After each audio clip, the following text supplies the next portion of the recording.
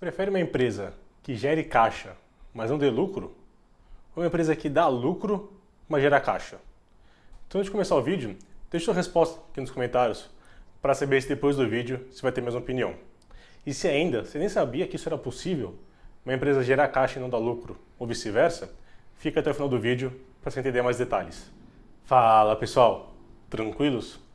Então, essa pergunta do começo do vídeo, eu vi o Breda fazendo no Twitter dele semana passada, e para quem não sabe, né, o Breda é um dos gestores do Fundos da Alaska, e foi muito legal porque surgiu bastante polêmica, né, sobre essa pergunta, e acabei perguntando ao pessoal aqui do escritório, a uns amigos, o que eles preferiam, para ver o que eles responderiam e também qual a justificativa deles. E aí deu para perceber que muitos às vezes não entendem essa diferença, né, de geração de caixa e lucro, como é possível, né, uma empresa ter lucro e não gerar caixa e vice-versa. Então, achei legal, né, esse assunto um pouco diferente, que muitas pessoas acabam confundindo o que é geração de caixa realmente, né, contabilmente falando. Então, por isso que eu trago o vídeo de hoje, para explicar esses detalhes. Então, já sabe, se gostou do conteúdo, né, investimentos, ações, etc., já se inscreve aqui no canal e deixa o like também para o conteúdo ser compartilhado para mais pessoas e assim ser disseminado esse conhecimento que muitas pessoas acabam não tendo. Então, bora lá para o assunto do vídeo. Então, né, hoje vai ser meio que quase que uma mini aula de contabilidade nesse nosso vídeo. E antes de a gente falar nessas diferenças, qual empresa seria melhor ou não, a gente precisa entrar um pouco mais no detalhe do que é realmente um lucro líquido e o que é uma geração de caixa. Provavelmente você deve estar pensando, pô, Vinícius, muito fácil saber o que é um lucro líquido. É simplesmente as receitas menos as despesas e o que sobrar lá vai ser o lucro líquido. Legal, mas você sabe como são contabilizadas essas receitas e essas despesas? Você sabe que no lucro líquido tem linhas que têm efeitos não caixa? E também, será que é regime de competência ou regime de caixa que nós temos no lucro líquido? Então esses são pontos bem importantes que nós temos que tocar, né, antes de saber essas diferenças. Então para começar, nós vamos aqui para a nossa tela, que eu vou mostrar um DRE de uma empresa, que é daí que vem o lucro líquido, para conseguir explicar mais detalhes e realmente na prática para vocês entenderem as diferenças. Então aqui a gente está vendo o DRE da Lojas Renner, tá? Peguei de uma loja qualquer aqui de exemplo, é de 2008, tá? Final de 2018, então ainda tem 2019, caso queira dar uma olhada, e até o terceiro TRI de 2020, desculpa, né? Segundo TRI de 2020 já está disponível. E aqui a gente já consegue ver, primeira linha, receita operacional líquida. Então, é basicamente quanto que a empresa vendeu. E aí tem N coisa aqui no meio, que normalmente, né, subtraem dessa receita para chegar no lucro líquido, que é o bottom line, né, que nós falamos, que é a linha final da DRE. Legal, então vamos lá. Temos tudo isso daqui no meio do caminho até chegar ao lucro líquido. E aqui a gente já consegue ver alguns pontos. Aqui, onde nós temos outros resultados operacionais, que está na nota 34.3, que é importante, né? Quem pegar as informações financeiras vai ver que é um documento de 120 e poucas páginas, porque tem várias notas explicativas. Então aqui, nesse 34.3, tem a depreciação e amortização. O que isso é, né? Quando a gente compra, né, por exemplo, você compra uma máquina, por exemplo, de R$ 1 milhão, ela dura 5 anos. A cada ano, R$200 mil vai ser subtraído do valor dessa máquina. Então ela está perdendo R$200 mil de valor ao longo do tempo. Então, só que isso não tem efeito caixa, né? Porque você não está pagando para ninguém R$200 mil. Simplesmente a empresa está se depreciando, está perdendo o valor. Então, aqui quando você vê um valor negativo, não está afetando o caixa da empresa em si, mas está afetando o lucro. Isso porque um dia, né, a empresa teoricamente vai ter que comprar uma outra máquina, que é para caso queira manter, né, os mesmos níveis de produção, tem que comprar a máquina para assim conseguir produzir mais coisa. Então, depreciação é um efeito não caixa. Então quer dizer que por mais que ela saia do lucro líquido, da receita, ela não afeta a caixa da empresa. Além disso, também, né, outros resultados operacionais que nós temos aqui podem ser muitas coisas que não são recorrentes. Então, uma coisa específica de um ano, venda de alguma máquina, venda de alguma loja, algum empréstimo que eles tenham, então vai entrar aqui. Então é importante, né, vocês verem a nota. Aqui no caso da loja da Renner não é algum percentual muito relevante em relação à receita dela, mas é importante vocês verem que o lucro líquido seria assim, a linha mais maleável dentro do DRE. Isso que passam por vários ajustes aqui, né? E dentro de cada ajuste deles, você vai olhar a nota e ver o que está falando realmente cada um. Então é um número assim um pouco, não nebuloso, mas quer dizer que é um número que pode ter bastante correções. Tem essa questão também que DRE é feito por regime de competência, não regime de caixa, que eu vou explicar um detalhe um pouco mais do que é isso. Então é legal vocês verem que o lucro líquido muitas vezes não é uma métrica assim tão assertiva, dado que tem várias correções, né, e efeitos não caixa lá dentro, efeitos também não recorrentes, que você precisa realmente entender para ver de onde vem esse lucro. Agora então, né, indo para essa explicação, o que é um regime de competência versus regime de caixa. Então eu falei, né, o DRE ele é regime de competência, não regime de caixa. O que isso aqui é? Aqui é um exemplo para vocês darem uma olhada. Então, por exemplo, aqui no Brasil é muito comum, né, a gente vender coisas a prazo, então passar no cartão de crédito, parcelar, etc. Então aqui, uma loja fez uma venda, aqui no exemplo da Renner, né, de R$ 1.000 antes do 31 de 12 de 2018, só que ela só recebeu esses R$ 1.000 depois do 31 de 12 de 2018, então recebeu em 2019. Tá? Aí quando foi essa data não importa muito, mas só quer dizer que foi antes e depois, de 31 de 12 de 2018. E por que 31 de 12 de 2018? Porque essa é a data que é feita o DRE, então é a última data do DRE. Isso aqui acontece, como foi feita a venda no 2018 ainda, vai entrar lá no DRE como a receita de R$ 1.000. Isso é regime de competência, que a gente está registrando quando acontece o ato em si, né? Quando você vende, quando você faz a venda, quando você troca as obrigações. Porém, você vai receber dinheiro, tá? Quando você vier recebimento, né? Que entra no seu caixa esse dinheiro só depois. Então você vê que o regime de competência, que é quando a DRE é dada, pode ser que você tenha vendido muito. Só que se você não recebeu esse dinheiro, você tem, por exemplo, os seus fornecedores para pagar, você pode ter um descasamento de caixa aqui, ter que pedir empréstimo ou qualquer outra situação que você pode passar.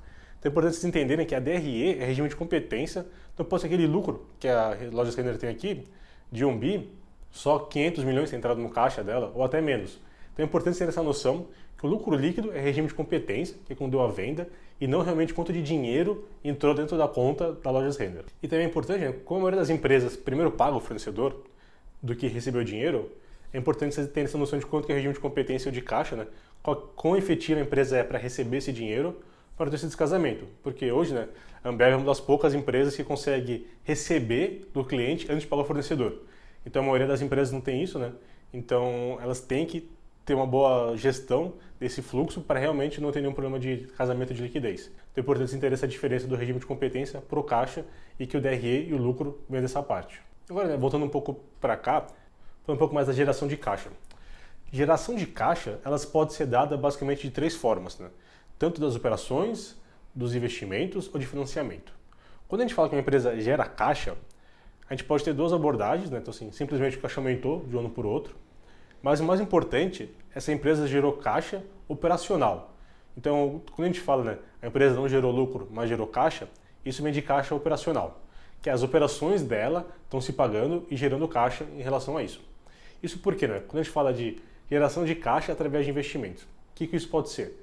Caso você tenha uma máquina na sua empresa e você vende essa máquina, você está recebendo dinheiro e de um imobilizado seu. Então isso você recebe, né, você tem um fluxo de caixa positivo de investimentos.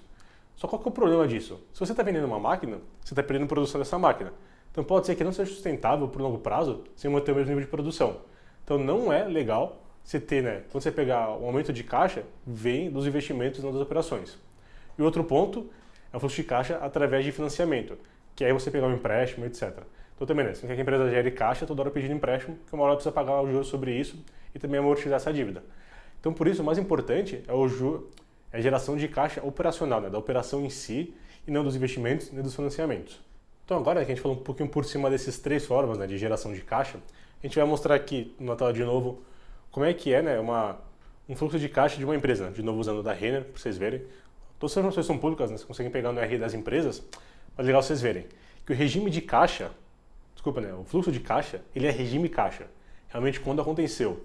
Então aqui a gente consegue ver que ele começa, que isso aqui é o método indireto, né, de fluxo de caixa que a gente faz, também tem o método direto, que é um pouco mais chato, normalmente as pessoas mostram como método indireto, que é esse daqui, que a gente consegue ver. Eles começam do lucro líquido e faz 2 partes de ajuste. Então a gente tem esse ajuste de cima e esse ajuste de baixo. O ajuste de cima são tirando elementos que sejam não caixa, né? Então, por exemplo, aqui tem depreciação e amortização. Não afetou o caixa da empresa, então isso acaba somando. Se ela teve um lucro aqui, né, de 1 bi 200, aqui, né, a gente tem que usar a consolidada, 1 bi 200, entrou 314 milhões de depreciação, porque isso não saiu do caixa da empresa. Então isso aqui soma. Tirando esses efeitos não caixa, passou para 1 bi 800. Porém, agora aqui, eles estão passando do regime de competência para regime de caixa. Para ver quanto realmente entrou no caixa da empresa. Então aqui de 1 bi 800 passou por 1 bi 168. E aqui, o último ajuste, a gente consegue ver que o caixa gerado foi de 811 milhões. Então a gente vê que um lucro líquido de 1 bi e 200 milhões foi para uma geração de caixa de 811 milhões das operações. Então aqui a gente está vendo só o fluxo de caixa operacional. Não estamos vendo o fluxo de caixa dos outros ativos. Então aqui a gente já consegue ver que realmente tem essa diferença entre lucro líquido e geração de caixa. E no final do dia, né, até quando você faz valuation, você usa sempre a geração de caixa operacional, não acaba usando o lucro líquido, por ser um número mais maleável. Tanto que, né, o indicador PL não é um indicador muito legal que o mercado acaba usando, é muito simplista para as pessoas falarem. Mas o EV/EBITDA é um pouco mais razoável, dado que o EBITDA acaba sendo uma proxy de geração de caixa, tá? Ainda tem alguns ajustes que tem que fazer, né? Porque o EBITDA é regime de competência, não regime de caixa, mas aqui a gente já consegue ver como realmente, né, você tem que se importar, que é com o caixa que a empresa gera através das suas operações, e não simplesmente do lucro, que podem ter coisas lá que não são relevantes, ou não têm feito caixa, ou seja, não recorrentes. E na maioria dos casos, né, a geração de caixa vai ser realmente menor que o lucro líquido, dado esses ajustes, tirando alguma empresa ou outra que tenha ali um ciclo de conversão um pouco maior, desculpa, não, um ciclo de conversão menor dos créditos, dos recebíveis e dos pagamentos, mas normalmente vai ser isso. E um ponto legal também, né, quando a empresa está crescendo muito, ela tem um working capital, né, esse capital de giro um pouco maior, isso porque ela precisa se financiar, que você compra normalmente, você paga, né, as compras antes de vender. Então você tem que ter esse caixa, então pode ser que a empresa cresça muito, pode ser até ruim para ela, ela não pode ter dinheiro para fazer esse casamento de pagamento, dado o recebimento dessas vendas que ela está fazendo. Então esse é um ponto legal de vocês terem de atenção também. E agora, né, respondendo a pergunta inicial do vídeo, eu prefiro uma empresa que gere caixa, mas não gere lucro. Isso que a gente viu, né, caixa, quer dizer que ela está realmente gerando, a operação dela é rentável, ela consegue gerar caixa através das empresas, das operações dela. Pode ser que ela esteja se investindo alguma coisa, fazendo capex, né, comprando mais máquinas. Pode ser que ela esteja desalavancando, pagando dívida, então por isso que o lucro dela não está tão alto. Então, dado esses pontos, eu prefiro uma empresa que gere caixa, porque dado isso, provavelmente, numa gestão futura, ela vai conseguir gerar lucro, dado alguns acertos. E uma empresa que não gera lucro, desculpa, uma empresa que gera lucro, mas não gera caixa, para gerar esse lucro, está se fazendo alguma coisa lá dentro, ou algum não recorrente, então é muito menos sustentável por longo prazo. Então, acho que esses principais pontos, uma empresa que gera caixa, na minha visão, é mais importante. Então, espero que tenha gostado do vídeo. Se gostou, por favor, comenta aqui embaixo se você mudou de ideia ou não, desde o começo do vídeo. E também compartilhe com seus amigos que tenham essa dúvida. Valeu e até a próxima!